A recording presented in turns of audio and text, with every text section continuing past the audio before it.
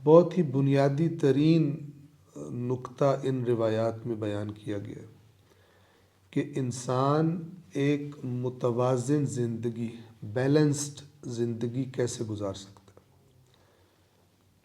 کہ نہ نیکیاں اور عبادتیں اس کو خراب کریں، اس میں تکبر پیدا کر دیں، جیسا کہ بعض اوقات ہو جاتا ہے کہ میں تو اتنا نیک ہوا، میں تو پکا بخشا گیا، اور نہ ہی اس کے گناہ خواہ کتنے بھی زیادہ ہوں اس کو اللہ کی رحمت سے مایوس نہ کریں اور کہے کہ میری تو بخشش ہو ہی نہیں سکتی۔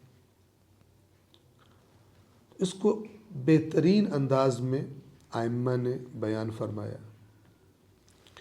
تو جو کتاب الایمان والکفر باب الخوف والرجاء کی پہلی حدیث، یہ حدیث عن ابی عبداللہ علیہ السلام، امام جعفر صادق علیہ السلام سے ہے۔ راوی کہتا ہے قال قلت له ما كان في وصیت لقمان، میں نے امام سے کہا لقمان کی وصیت میں کیا تھا؟ کون سی وصیت؟ کہ جس کا ذکر قرآن کریم میں آیا ہے کہ حضرت لقمان نے اپنے بیٹے کو وصیتیں کی تھی، نصیحتیں کی تھی۔ تو میں نے، یہ راوی کہتا ہے کہ میں نے امام سے پوچھا کہ لقمان کی وصیت میں کیا تھا؟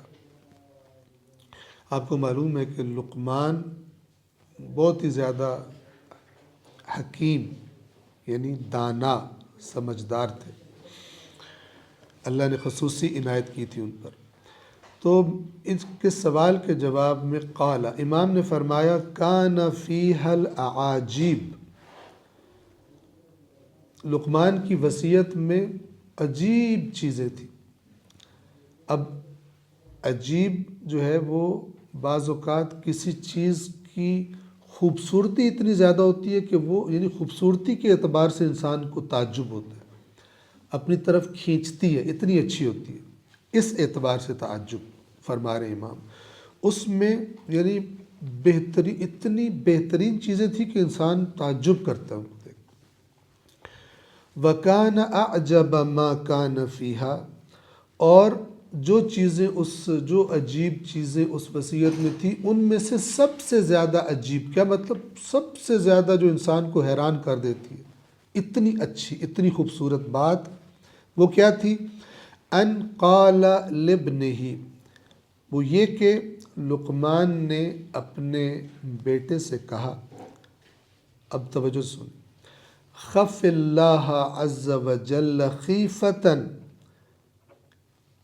اللہ عز وجل سے اس طرح خوف رکھ، اس طرح ڈر کہ لو جئتہ ببر الثقلین لعذبک، کہ اگر تو ثقلین کی نیکیاں لے کر اللہ کے پاس آئے تو بھی تجھے عذاب کرے گا۔ ثقلین سے مراد کیا ہے؟ جن اور انس، یعنی اگر اتنی نیکیاں لے کر تو اللہ کی بارگاہ میں آئے کہ جتنی تمام جنوں اور تمام انسانوں کی، اس سے زیادہ تو انسان فرض نہیں کر سکتا، وہ نیکیاں بھی تو لے کر آئے تب بھی تجھے عذاب کرے گا۔ اب آپ سوچیں کہ نیک ترین بندہ بھی یہ نہیں کہہ سکتا کہ اب مجھے ڈرنے کی ضرورت نہیں۔ اللہ کا خوف کسی حالت میں، اللہ کا خوف یعنی اس کے عذاب کا خوف، کسی صورت میں انسان کو اپنے آپ کو اس سے محفوظ نہیں سمجھنا چاہیے۔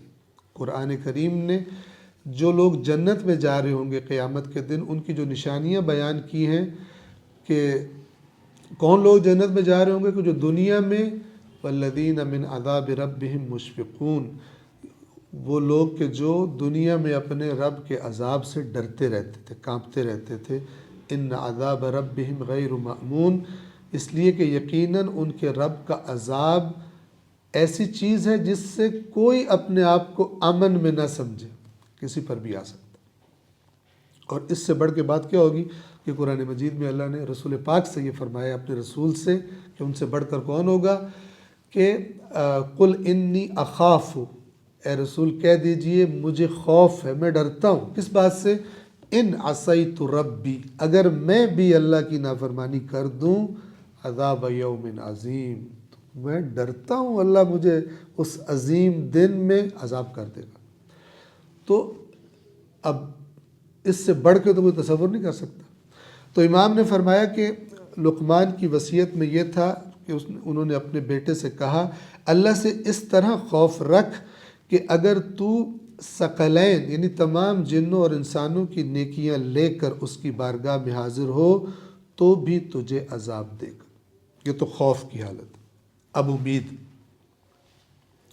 ورج اللہ رجاء، اور اللہ سے ایسی رجا امید رکھ کہ لو جئتہ بذنوب الثقلین لرحمک، کہ اگر تو تمام جنوں اور تمام انسانوں جتنے گناہ لے کر اللہ کی بارگاہ میں آئے تو بھی تجھ پر رحم کر دے گا۔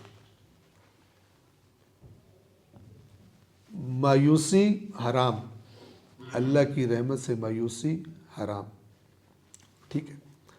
اب یہ دو چیزیں ہوں گی، خوف اور رجا، یعنی کوئی نیک ترین انسان بھی یہ حق نہیں رکھتا کہ کہے مجھے کوئی خوف نہیں اللہ کا عذاب کا، اور اس وجہ سے پھر وہ کیا کرے گا، اس کے اندر گناہ کی جرأت پیدا ہو جائے گی، میں تو بخشا ہوں۔ اور ایسی باتوں کی وجہ سے جو اگر دین کے بارے میں بتائی جائے پھر لوگ گمراہ ہوتے ہیں ایسی باتوں سے۔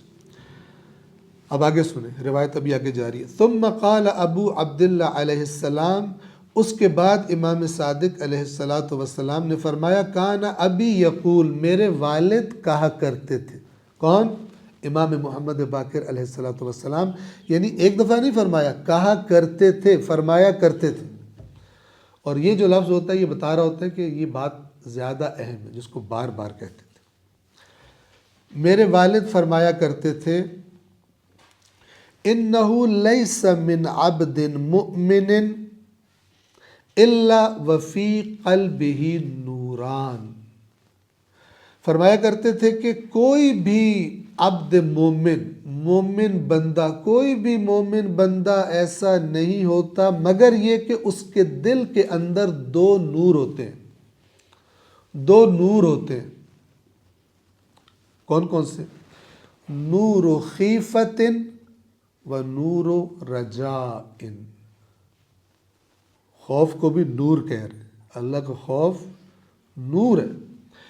ایک خوف کا نور اور ایک امید کا نور، یعنی اللہ کے عذاب کے خوف کا نور اور اللہ کی رحمت کی، اس کی بخشش کی امید کا نور۔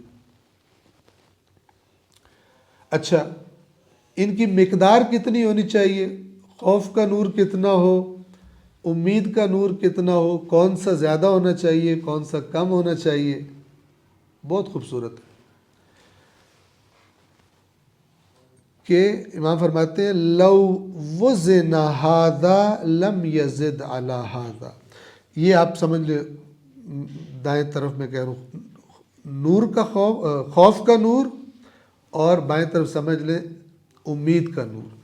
تو امام فرما رہے ہیں کہ یہ اس طرح ہوتے ہیں، ان کی مقدار مومن کے قلب میں کیسی ہوتی ہے کہ اگر اس کا وزن کیا جائے تو اس سے زیادہ نہیں ہوگا، یعنی اگر خوف کے نور کو تولا جائے کسی طریقے سے تو وہ امید کے نور سے زیادہ نہیں ہوگا۔ وَلَوْ وُزِنَ هَذَا لَمْ يَزِدْ عَلَى هَذَا، اور اگر رحمت کے نور کو تولا جائے تو اس کا وزن خوف کے نور سے زیادہ، کیا مطلب؟ دونوں ایک جتنے۔ اگر خوف زیادہ ہو جائے اور رحمت کی امید کم ہو جائے تب کیا ہوتا ہے برا اثر؟ بندہ کہتا ہے ہماری بخشش تو ہونی نہیں ہے، چلو جو خرابی کرنی ہے پھر یہاں ہی کر، ہماری تو بخشش ہی نہیں ہونی، پھر کیا فائدہ نیکیاں کرنے کا۔ اور یہ امید کا نور یہ کام کرتا ہے، اور خوف کا نور کیا کرتا ہے کہ تو جتنا بھی نیک ہو گیا ہے مت سمجھ کہ اب اللہ تجھے پکڑے گا نہیں، تو نے گناہ کیا تو۔ یہ آپ اس سے بہترین انداز تصور نہیں کر سکتے ایک بہت ہی بنیادی ترین بات کو انتہائی سادہ لفظوں میں سمجھانے کا. ٹھیک ہے. اب اسی سے مربوط ایک اور فرمان ہے میرے ذہن میں آ گیا مولا علی علیہ الصلوۃ والسلام کا، کہ مولا فرماتے ہیں، خلاصہ بتا رہا ہوں اس کا، کہ بدترین عالم وہ ہے کہ جو اس طرح لوگوں کے سامنے دین بیان کرے کہ ان کو اللہ کی رحمت سے مایوس کر دے. اور پھر فرمایا، اور دوسرا بدترین عالم وہ ہے کہ جو اس طرح لوگوں کو دین بیان کرے کہ ان کے اندر گناہ کرنے کی جرت پیدا ہو جائے کہ ہمیں تو کچھ بھی نہیں کہا جائے گا، ہم تو پکے بخشے ہوں. اور آپ دیکھتے ہیں کہ آج کل ہمارے معاشرے میں یہ چیز زیادہ ہے. جنت کنفرم کر کے دے دیتے ہیں، خلاف ہے اس بنیادی فارمولے کے جو اس روایت میں بتایا گیا. تو یہ باب الخوف والرجاء کی پہلی روایت تھی.